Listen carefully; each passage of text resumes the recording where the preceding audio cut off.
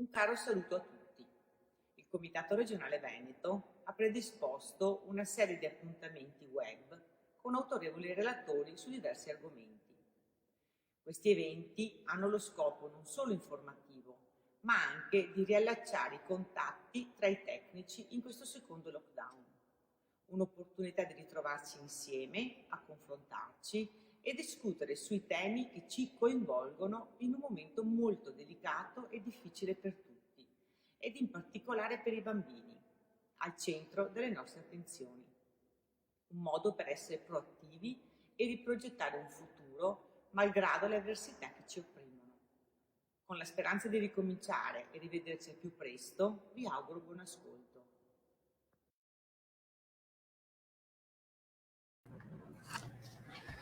Bene, buonasera, ben ritrovate, ben ritrovati a questi incontri organizzati dal settore istruzione tecnica del Comitato Regionale Veneto. Anche questa sera parliamo di adolescenti, un argomento che ha riscosso una grande attenzione, un grande interesse, una grande partecipazione.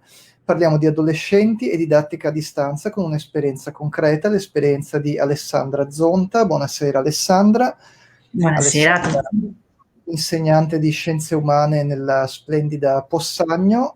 Prima di lasciare la parola, come sempre, Antonella Beghetto per l'apertura dei lavori.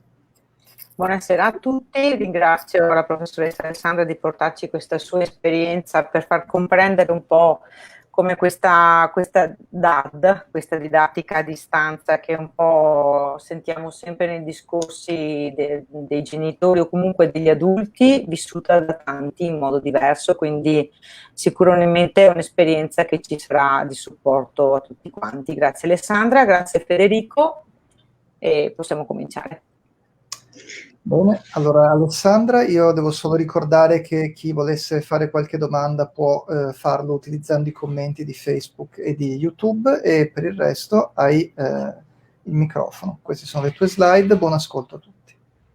Grazie mille, grazie mille a Antonella e a Federico per avermi invitata, è un piacere per me perché anch'io per un bel po' di tempo ho fatto parte anch'io della Federazione Italiana Nuoto come nuotatrice, non a livello agonistico, ma insomma sono stata parte di questa grande famiglia. Ecco, come diceva Federico prima, io sono insegnante di ragazzi della scuola secondaria di secondo grado, quindi tutto questo per dire semplicemente superiori, quindi mi occupo di ragazzi dai 14-15 anni circa fino ai 18-19 anni e insegno scienze umane per farvi comprendere un po' l'ambito. Quello che io vorrei portarvi questa sera, più che nozioni teoriche, che ovviamente sono importanti, ma insomma lasciano un po' il tempo che trovano, vorrei portarvi un'esperienza concreta, quindi quella che ho vissuto io, adesso posso dirlo, da un anno a questa parte.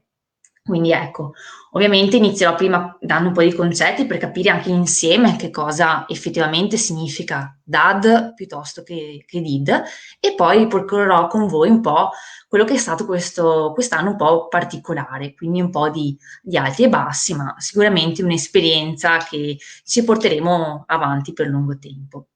Ecco, allora, come ha detto prima Antonella, DAD è un concetto che sentiamo parlare veramente tantissimo, però a mio avviso, ovviamente chi è fuori dal mondo della formazione e dell'istruzione magari non ha ben chiaro che cosa effettivamente significa questo termine, quindi ve lo riporto qui. Allora, DAD è un acronimo che sta appunto per didattica digitale a distanza.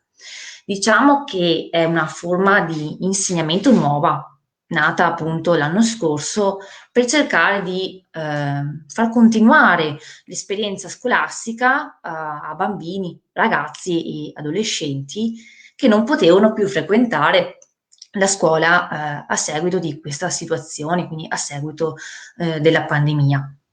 Quindi è qualcosa appunto di relativamente comunque recente, dove i ragazzi tranquillamente tramite una piattaforma che può essere di qualsiasi tipo, per esempio noi utilizziamo la piattaforma di Google, Gmeet, i ragazzi sanno che hanno quell'orario scolastico, che è un orario che abbiamo cercato di mantenere, e si collegano all'ora giusta. e si svolge tranquillamente la formazione a distanza. E magari una curiosità può essere, ma le verifiche si fanno tramite appunto o delle semplici interrogazioni, oppure si fanno tramite sempre la piattaforma di Google, Google Moduli, e loro invii la verifica e la compilano tranquillamente come se fossero in presenza. Un altro termine, che forse questo è un po' meno conosciuto, è la DID. Allora, la DID è sempre un acronimo che sta per Didattica Digitale Integrata. Allora, rispetto alla DAD è una forma di insegnamento un po' più anziana, nel senso che era nata prima della DAD e veniva attivata nei casi in cui magari un ragazzo, anche un bambino stesso, stesse affrontando un periodo di degenza, quindi magari per malattie o per altre comunque motivazioni non poteva frequentare la scuola.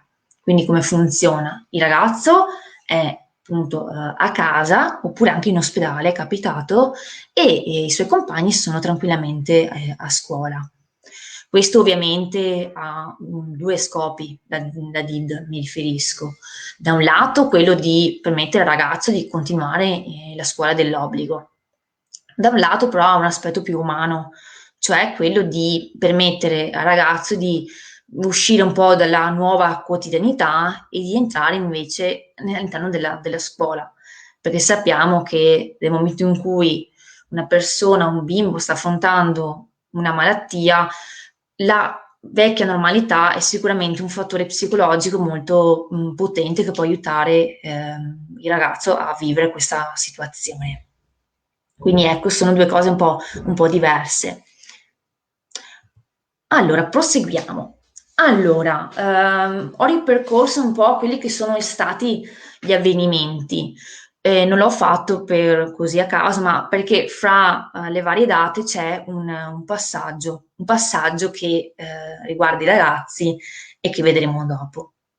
Allora, la DAD è iniziata ufficialmente per noi scuola di Possagno il 27 febbraio ed è terminata regolarmente il 6 giugno, quindi come se i ragazzi fossero stati in presenza. Dopodiché, dopo le dovute sistemazioni, a settembre finalmente, aggiungerei, abbiamo potuto rivedere i ragazzi. Ovviamente in una situazione nuova, in un contesto nuovo, con regole molto diverse rispetto a gennaio, insomma, per farvi capire. Quindi distanziamento, eccetera, eccetera. A ottobre però 2020 la situazione epidemiologica è peggiorata, quindi in 448 ci è stato comunicato che i ragazzi della settimana successiva sarebbero potuti venire a scuola per un 50%.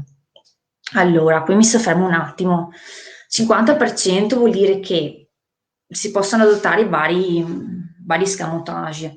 O ci sono delle classi intere che vengono a scuola e le altre rimangono a casa, oppure si può scegliere che una parte della classe sia in presenza e l'altra parte sia a casa. Qui dipende comunque sempre dalla scuola. L'importante comunque è garantire i numeri e la sicurezza di tutti. Quindi a inizio, dopodiché questa situazione di 50% è durata all'incirca una settimana, perché a novembre siamo ritornati in DAD, che è durata fino appunto a gennaio 2021, quindi circa un paio di settimane fa. Perché poi dal 1 febbraio abbiamo potuto riaccogliere i ragazzi in presenza al 50%, quindi con il meccanismo di cui vi parlavo prima, quindi un po' a casa e un po' a scuola.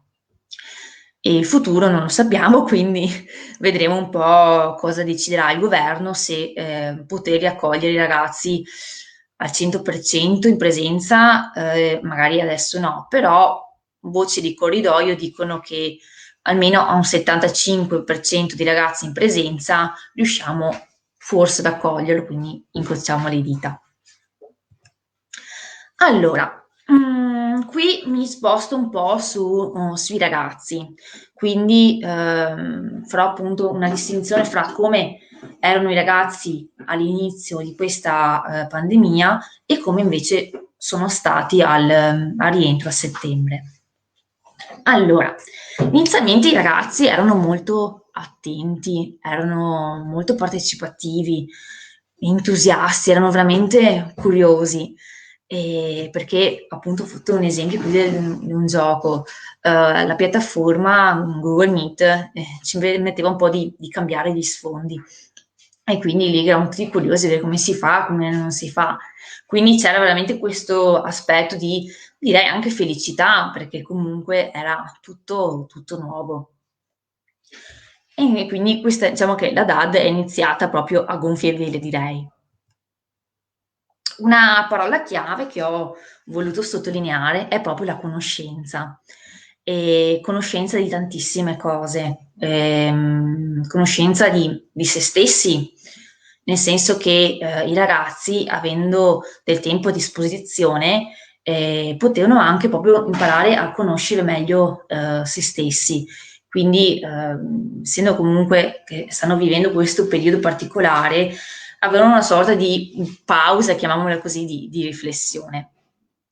Un altro aspetto molto importante è la conoscenza degli altri, ovvero soprattutto di loro compagni, ma anche di noi professori, perché il fatto di vederci all'interno di un contesto nuovo, quindi nella propria abitazione, secondo me placava un po' quella che era la distanza fra alunni e docenti, quindi in un certo senso dicevano, ma caspita, anche il prof ha una casa, è una delle battute che mi è stata fatta, perché ovviamente ci vedevano in un contesto nuovo e aspetto che ci ha permesso anche appunto di avvicinarci, proprio di creare un po' meno distanza fra docenti e ragazzi.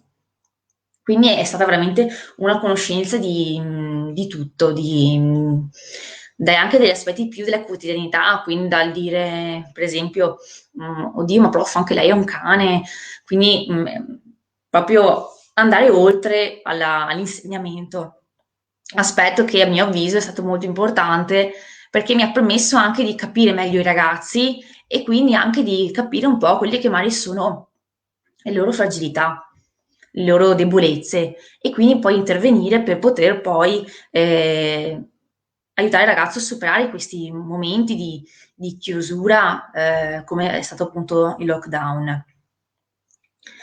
E soprattutto è una conoscenza comunque del futuro. E qui andiamo un po' più un punto debole della prima parte. Allora, il futuro, tantissime domande mi sono state poste e mi vengono ancora poste riguardo questa situazione. Domande a cui neanch'io so dare risposta oggettivamente. Ve ne ho riportate qui alcune di quelle che i ragazzi mi avevano fatto. Quella più frequente era ovviamente, prof, ma secondo lei torneremo a scuola? È una domanda che anch'io non so e rispondo sempre cercando un po' di dare col sorriso e dire torneremo a scuola, ma di questo ne sono certa anch'io. Però purtroppo nessuno di noi ha la sfera di cristallo, quindi non sappiamo. La speranza è quella di rivederli a scuola e anche di un giorno di poterci riabbracciare tutti. Quindi ecco, diciamo che da queste domande un po' traspare come i ragazzi si fossero sentiti un po', nonostante la curiosità, un po' quasi indifesi, fossero un po' fragili, ma d'altra parte l'adolescenza e il periodo in cui si sono trovati a vivere, questa fragilità, a mio avviso, è del tutto normale. Ecco, quindi questa è la frase qui vi citavo un po' prima. E diciamo che questa frase è quella che ha segnato un po' il passaggio alla quella che io definisco seconda fase, cioè la fase di ritorno a scuola, il ritorno appunto che si è verificato a settembre.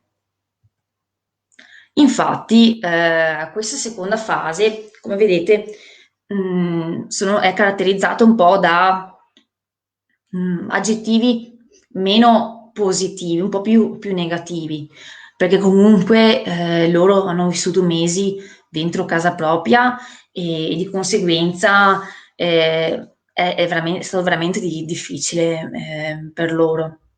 Quindi questo forte senso di incertezza, questo forte senso di uscire anche, ma di uscire non soltanto dalla propria abitazione, di uscire da questa situazione, da poter vedere i propri amici, anche noi docenti, e anche da tanti dubbi, da tante perplessità, da quello che alla fine loro dicevano: ma cosa ne sarà della scuola? Come faremo a ritornare in presenza? Quindi tutti questi aspetti. Però c'è anche stato l'entusiasmo, quindi questa volontà di ricominciare in presenza e di riabbracciare comunque metaforicamente tutti. Quindi comunque la grinta dall'inizio i ragazzi l'ho sempre notata, soprattutto appunto la felicità e la contentezza. I ragazzi hanno dovuto un po' dimenticare quello che era il vecchio mondo, quindi il fatto per esempio, una cavolata di poter scegliere il compagno con cui stare in banco, questo non hanno potuto più sceglierlo perché appunto ci sono nuove regole, hanno dovuto abituarsi anche alla distanza, quindi i banchi sono tutti distanziati ovviamente di 1 metro e sono fermi lì, e anche da noi docenti rispetto ai banchi abbiamo una distanza di 2 metri. Ma anche banalità, nella nostra scuola, essendo comunque una scuola integrata, quindi essendoci la primaria, essendoci anche la scuola secondaria di primo grado, è divisa in 3 blocchi, quindi ogni ragazzo, in base alla classe che frequenta, deve entrare in un determinato piano.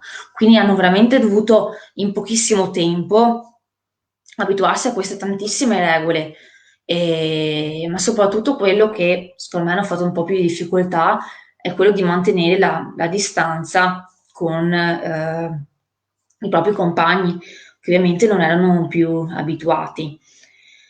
Ma soprattutto una cosa è quello proprio di riuscire a relazionarsi con gli altri. Perché, per esempio, una cosa che ho notato in alcuni ragazzi è che loro per parlare tendevano a schiacciare il bottone, cioè c'è un tasto che su Google Meet schiacci per poter alzare la mano. Quindi il vedere come questo gesto per loro era diventato automatico, tant'è che lo facevano a scuola, mi ha lasciato un po' perplessa e mi ha fatto capire un po' quelli che sono i lati negativi della DAD, quindi questa nuova capacità di vedersi fisicamente e di riabituarsi a rapporto con gli altri, un rapporto tête à tête, un rapporto comunque visivo. Questa secondo me è una delle conseguenze più gravi che i ragazzi dovranno imparare a gestire, perché comunque i ragazzi stanno vivendo un periodo appunto delicato come l'adolescenza, e si sa che un po' quelli che sono gli avvenimenti di questo periodo, soprattutto delle scuole superiori, dopo ce le portiamo avanti con il tempo. Quindi ecco questo in sostanza. Quindi qui arriviamo un po' a dei consigli che io mi sono sentita di dare, però appunto non sono delle regole o chissà che perle di saggezza, sono semplicemente quello che ho potuto sperimentare come docente e come pedagogista all'interno dell'ambito scolastico e anche appunto nel lavoro come pedagogista. Beh, innanzitutto ovviamente la pazienza. La pazienza è una regola base, cioè dobbiamo un po' imparare a morderci la lingua tante volte, proprio perché sono appunto adolescenti, ma soprattutto perché le cose come noi adulti le percepiamo, loro le percepiscono 3 volte tanto. Quindi se noi proviamo un'emozione, loro veramente la vivono al massimo. Quindi la pazienza, soprattutto nel caso di uno scontro, ci deve assolutamente essere. Dopo non vuol dire che se il ragazzo fa una cavolata noi dobbiamo sempre essere sì, ok, va bene, assolutamente no, però bisogna comunque dire un attimo che capiamo un attimo la situazione. Dopodiché l'ascolto, il sostegno e l'accoglienza. Allora, l'accoglienza è una parola a cui io sono un po' legata, lo ammetto. Cioè, l'accoglienza significa proprio accogliere, quindi così come nell'immaginario c'è la mamma che accoglie un bambino, proprio anche fisicamente, il dire ragazzo, guarda, io sono qui per te, c'è un problema? Benissimo, lo affrontiamo, ne parliamo tutti insieme. Dopo, se il ragazzo magari non vuole parlarne con il genitore, può benissimo parlarne con una persona che magari lui considera autorevole oppure magari anche un amico, però proprio far capire al ragazzo, guarda, è tutto superabile, siamo in due, ce la facciamo a superare la situazione. E quindi anche evitare lo scontro e anche essere empatici, quindi il cercare di immedesimarci nel ragazzo, provarci almeno, perché ovviamente è difficile entrare nella testolina di questi birbantelli, però solo provare un po' a capire può essere molto, molto utile. Dopo ho inserito, vabbè, la parola ironia, questa è un po' la chiave della mia personalità, nel senso che amo molto scherzare e prendere anche magari un po' in giro i ragazzi. Vedo che quando sono un po' stanchi, facendo la battutina un po' così, vedi che si svegliano un po' fuori, allora dicono ok, si mettono a ridere, quindi riesco un po' a stemperare anche la tensione. Infatti loro sanno che io scherzo molto, l'ho già detto dal primo giorno, e quindi sono tranquilli che quello che esce dalla mia bocca è sicuramente una battuta. Ecco, piccola premessa. Anche qui, creare un vuoto.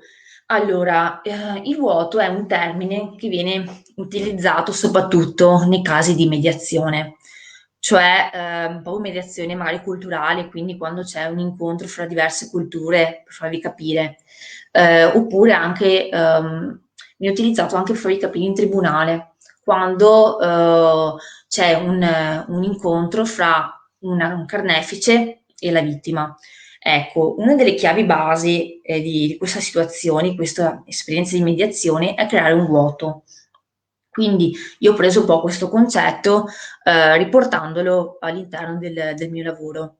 Quindi proprio il prendere un luogo neutro, che può essere per esempio nel mio caso non all'interno dell'aula scolastica, ma anche banalmente in corridoio, in cortile, uno spazio quindi dove nessuno si sente attaccato. Perché a livello psicologico si è fuori dal contesto scolastico, quindi un contesto in cui c'è la figura dell'insegnante e c'è la figura del ragazzo, e quindi la situazione è diversa, e questo ci permette anche di parlare di argomenti diversi, quindi come può essere appunto i sentimenti o anche un banale conflitto fra una ragazza e un ragazzo, un proprio amico del cuore. Quindi ecco, anche lo spazio, a mio avviso, è fondamentale, perché proprio a livello mentale la persona si rilassa e entra non più in una situazione di oddio, magari la prof vuole dirmi qualcosa perché ho fatto qualcosa di sbagliato, ma dire ok, è un semplice dialogo. Poi un'altra cosa, ovviamente, voi siete di parte, ma anch'io, far sport. Lo sport, a mio avviso, è fondamentale. Tant'è che spesso io dico ai ragazzi, ma mollate via quei libri e andate a farvi una camminata.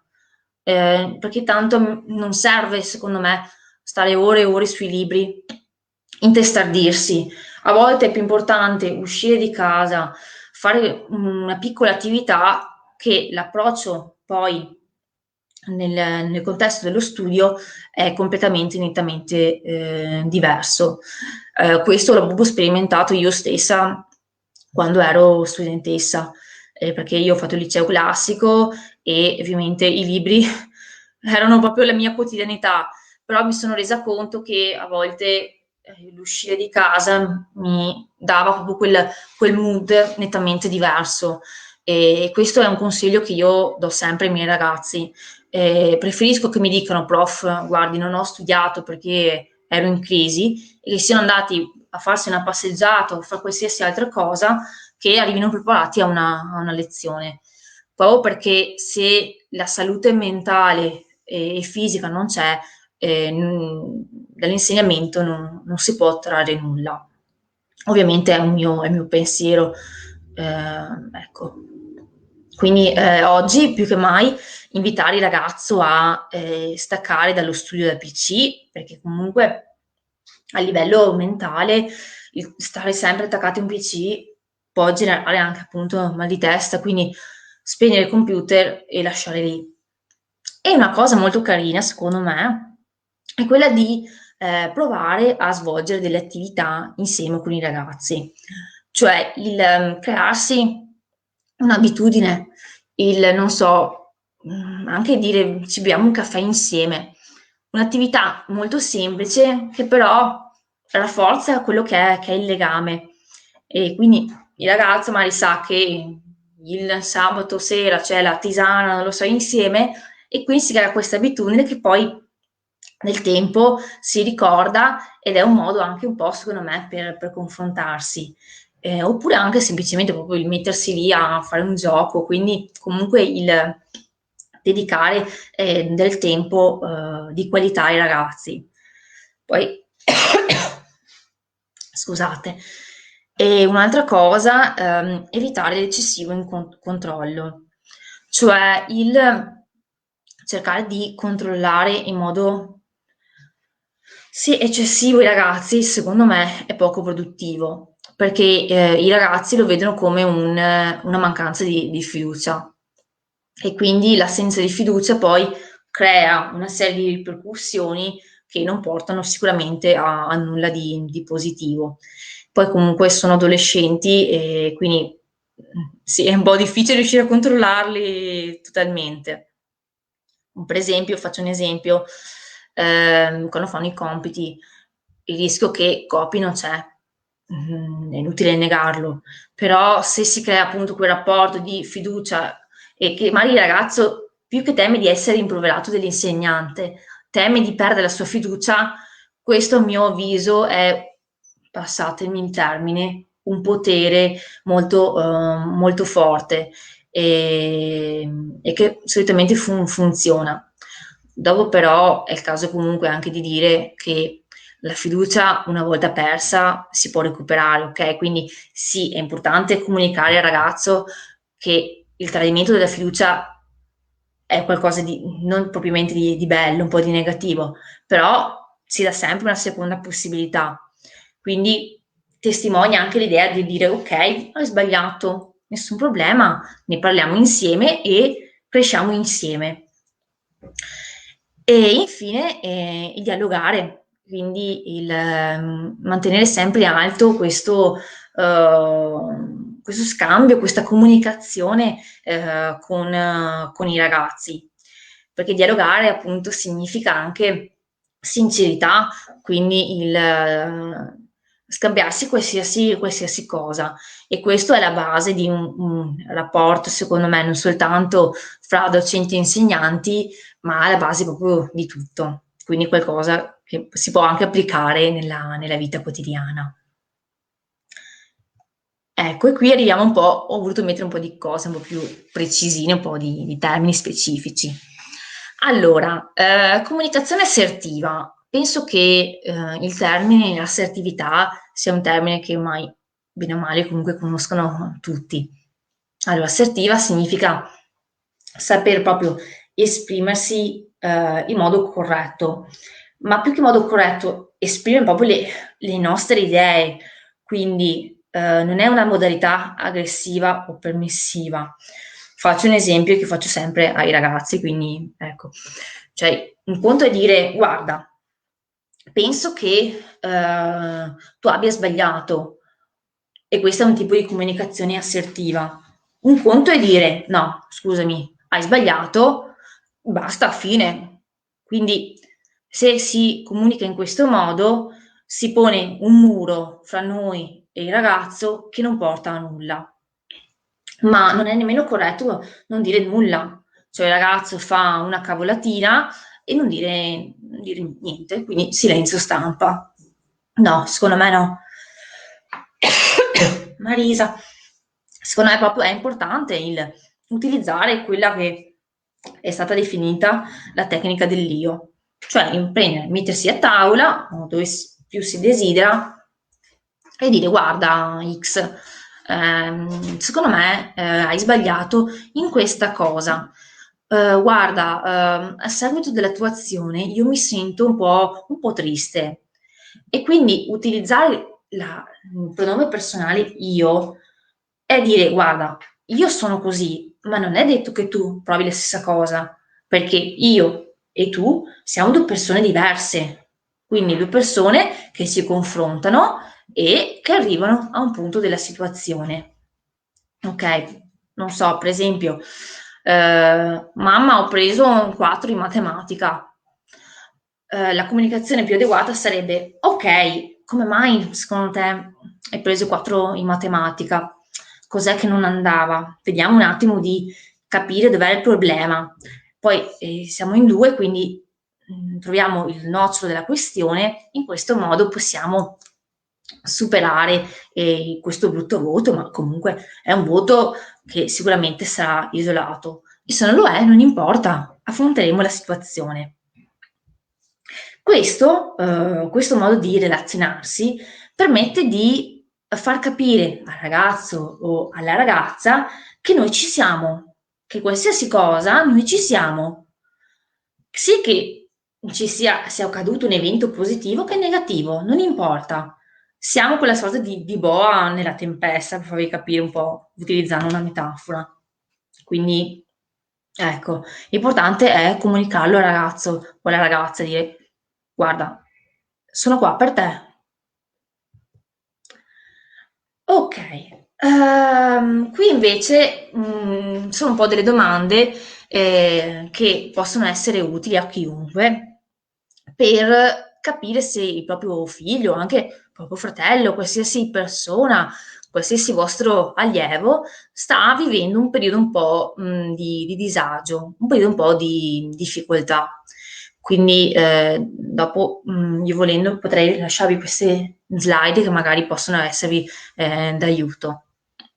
Quindi la prima è, dal punto di vista emotivo, riteniamo che il nostro figlio, il nostro fratello, il nostro cugino sia come prima o sia cambiato? Quindi, di fronte a questa situazione che i ragazzi e noi stiamo vivendo, il ragazzo ha dato qualche segnale di difficoltà, vediamo che caratterialmente è cambiato, è un più chiuso, oppure invece affronta in modo assertivo, per ritornare al termine utilizzato prima, insomma, si riesce ad affrontare di petto questa situazione. Quindi ecco, in base ovviamente alla risposta, possiamo avere già una linea di come può essere e come sta effettivamente la persona che abbiamo accanto.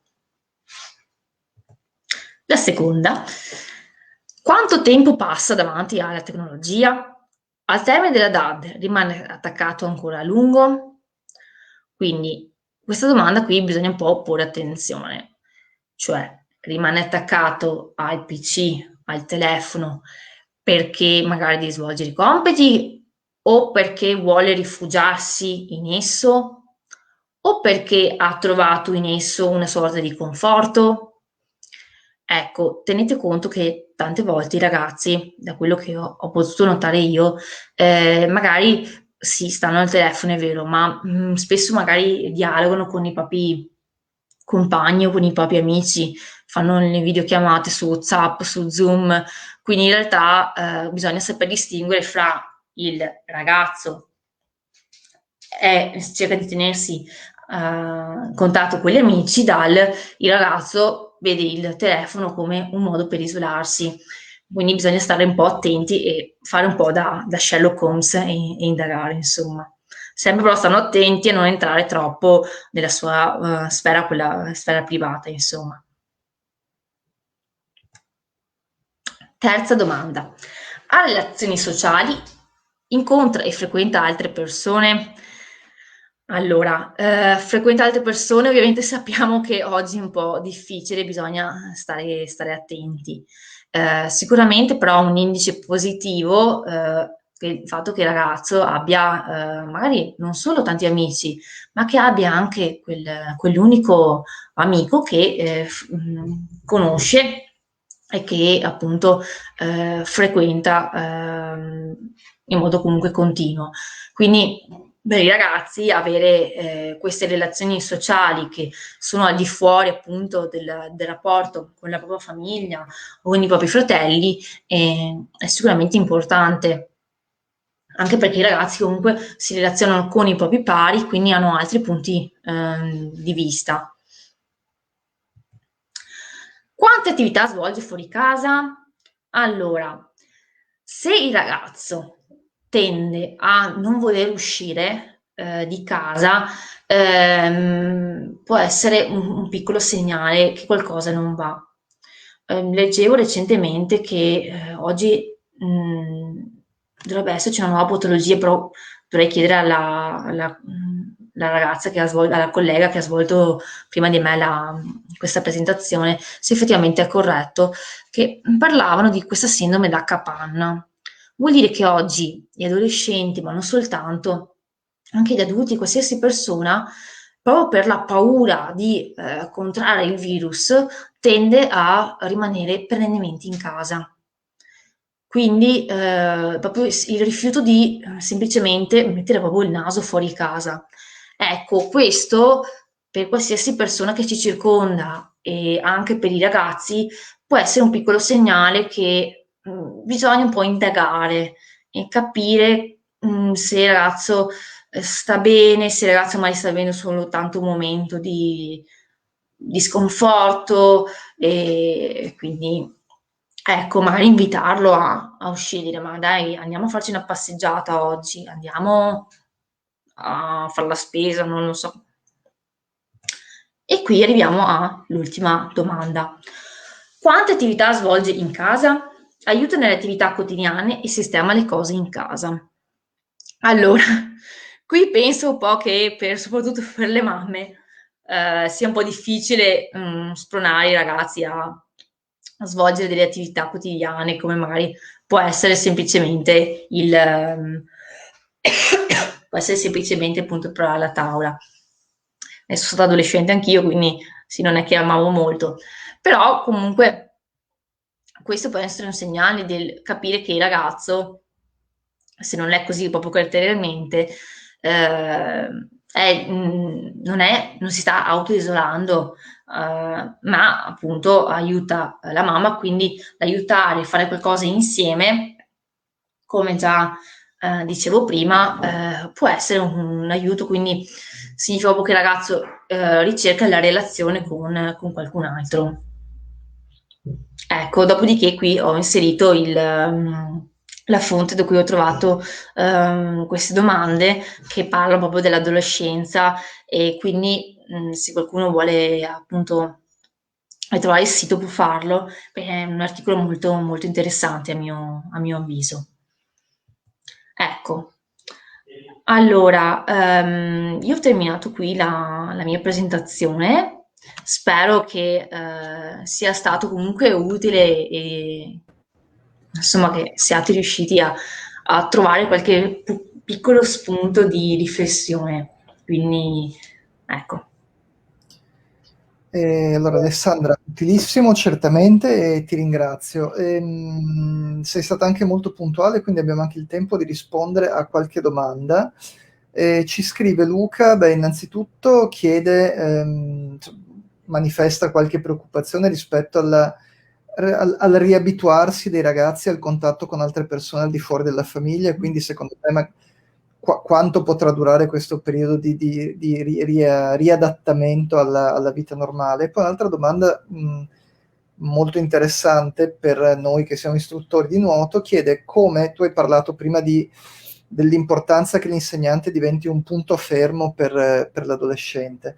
Ecco, si può diventare punto fermo anche vedendoli un paio di volte alla settimana in piscina, oppure il ruolo dell'istruttore è meno significativo da questo punto di vista? Ok, allora ringrazio Luca per le domande, parto dalla prima. Allora, questo riabituarsi non c'è una risposta certa e una risposta fissa, perché dipende tanto dal ragazzo, dipende dal carattere del ragazzo. Quindi diciamo che bisogna un po' partire dalla personalità e un po' pian pianino con un tempo non fisso, rigido, ma gradualmente riabituarlo poi a relazionarsi di nuovo con gli altri. Per quanto riguarda invece la seconda domanda, assolutamente sì, l'allenatore può essere, e questo testimonio anch'io, perché lo sono stata anch'io, non come allenatrice, ma con il mio insegnante di nuoto, io andavo a nuoto una volta a settimana e ho creato un grandissimo rapporto. Questo perché io avevo capito che il mio insegnante era, oltre che insegnante, una persona lì per aiutarmi. Quindi una semplice domanda, o appena entrano in piscina o dopo, ciao, come stai? Sembra una domanda molto banale, però fa capire al ragazzo che ti interessa come sta lui, che tu non sei solo il suo allenatore che deve insegnargli vari stili e abituarlo, a cercare di aiutarlo a raggiungere quegli obiettivi, ma sei anche una persona che interessa la propria salute fisica e mentale. Quindi ecco, io sono a favore della domanda più spesso come stai, oppure anche da raccontare magari degli aneddoti, insomma, della propria vita per far capire che sì, si è vicini a questa persona, a questo ragazzo.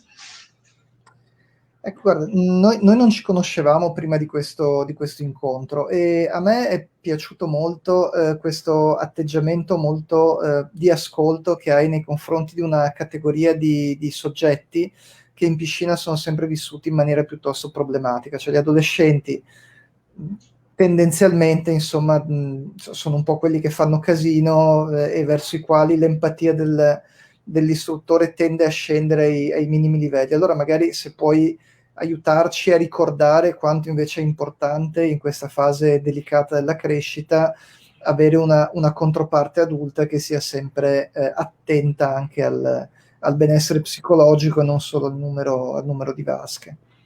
Assolutamente sì, anche perché purtroppo secondo me è ancora un po' diffusa l'idea che l'istruttore, così come l'insegnante o il genitore, siano figure qui, mentre i ragazzi siano qui.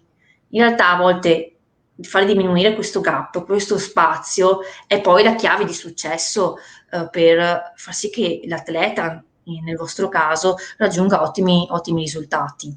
Però attenzione che questo non significa che l'allenatore deve essere totalmente a disposizione e che quindi diventi un po' il compagno di giochi del ragazzo, ma deve sapere anche essere autorevole, quindi saper dire no nel momento giusto, consapevoli del fatto che è un no per il benessere del ragazzo e non è un no impositivo, non è un no, non devi fare questo, ma è dire guarda, non ti conviene magari fare 300 vasche perché non ti serve a livello fisico, ti stanchi, quindi un no spiegato è meglio che un no, punto. E appunto io ribadisco che comunque gli allenatori sono, a mio parere, fondamentali per i ragazzi. E quindi appunto sarà che io sono di parte, oltre al nuoto ho fatto anche tante volte tanti anni danza, però per me era un'altra figura di riferimento oltre a quelle che già ho, quindi tanto di cappello insomma agli allenatori e agli istruttori e a quella categoria insomma. Spero di aver risposto alla domanda. Sì, assolutamente sì. Allora, siamo in chiusura. Io chiedo a Antonella se vuole fare un po' la sintesi di questa serata. Prego, Antonella. Sei senza microfono. Come sempre. Grazie Alessandra di averci illustrato questa didattica a distanza di cui si sente tanto parlare. Mi sono presa appunti, come faccio sempre, di alcuni termini e alcune parole chiave, no? di questo tuo intervento che mi hanno segnato un po'. Innanzitutto il termine indifesi. Penso che molti di noi non hanno mai visto gli adolescenti come indifesi, e invece come ce li hai presentati tu ci fa proprio capire che probabilmente questo termine a volte è giusto anche per loro. E l'opposto è poi essere indifesi ma la grinta che loro portano sempre avanti con loro come cavallo di battaglia. Invece per quanto riguarda noi adulti, i termini che si sentono spesso e che ho sentito però con altri aspetti dalla tua presentazione, proprio quelli della pazienza e dell'accoglienza. E i termini invece che ritengo adeguati per un insegnante, non solo un insegnante scolastico ma anche come istruttori, bella l'idea di creare il vuoto, per come l'hai spiegato, cioè riuscire a prendere in mano la situazione con qualcuno in un contesto diverso rispetto a quello della classe, piuttosto a quello del parlare in bordo vasca o in qualsiasi altro punto, che è sempre lo stesso, quindi il creare il vuoto e la solita figura di riferimento che poi è racchiusa nel termine autorevolezza, no? Quindi la figura di riferimento che è l'autorevolezza. E ti ringrazio tanto perché è stata una bellissima esposizione e ci hai chiarito veramente le idee su tanti dubbi che magari avevamo come istruttori, come adulti, come genitori e che hanno trovato adesso risposta. Grazie. Grazie a te Antonella, è stato un piacere per me, spero di potervi appunto avervi lasciato qualcosa e quindi ecco, dopo ovviamente una cosa che ci tengo a sottolineare è che siamo umani anche noi e anche noi sbagliamo, quindi lo sbaglio fa parte di noi ed è bello anche secondo me a volte sbagliare, perché dallo sbaglio a volte impariamo di più che dal fare 300 cose giuste. Quindi ecco, vi invito a sbagliare, questa è la perla che voglio lasciarvi questa sera. Ecco. Grazie. Io mi unisco a Antonella per i ringraziamenti, è stato un intervento davvero piacevole e per molti versi illuminante, quindi spero che magari avremo occasione di risentirci, magari anche in un'aula fisica e non virtuale. Speriamo! Speriamo! Stavo pensando! La necessità infinita di tornare in un'aula fisica è proprio, penso, faccia parte di tutti noi che siamo abituati non solo all'aula fisica ma anche a ritrovarsi, no, insieme con tutti i nostri ragazzi. Scusa che dico lo slancio emotivo. Questo auspicio di Antonella, allora mi resta solo da ricordare che questo video rimane integralmente disponibile sia sulla pagina Facebook che sul canale YouTube del Comitato Regionale Veneto. Vi ricordo che il prossimo appuntamento sarà per il giorno 25 febbraio con Walter Bolognani, commissario tecnico delle squadre nazionali giovanili di nuoto, quindi ancora un intervento di alto profilo. Grazie per essere stati con noi, buona serata e arrivederci. Grazie, buona serata.